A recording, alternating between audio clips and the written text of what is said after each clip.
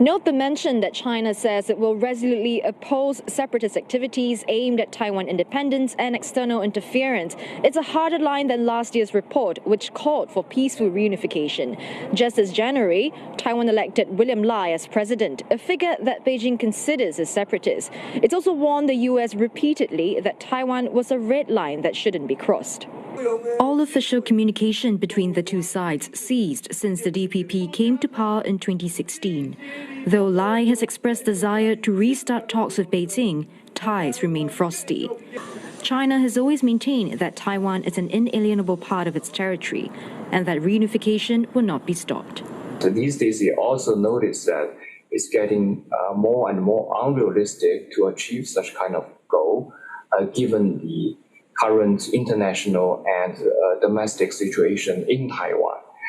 Especially after the presidential election this year, the pro-independence DPP continue to hold the power, and it seems that the negotiation across the streets actually has very little room to maneuver, at least for this year.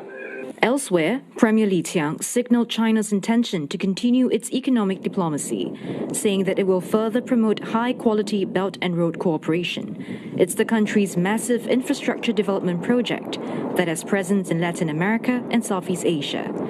It also wants to move forward with negotiations on building China-ASEAN free trade agreements and make it easier for foreigners to work, study, and travel in the country. Mr. Li also reiterates that China is committed to an independent foreign policy of peace and a win-win strategy of opening up. Deborah Wong, CNA, Beijing.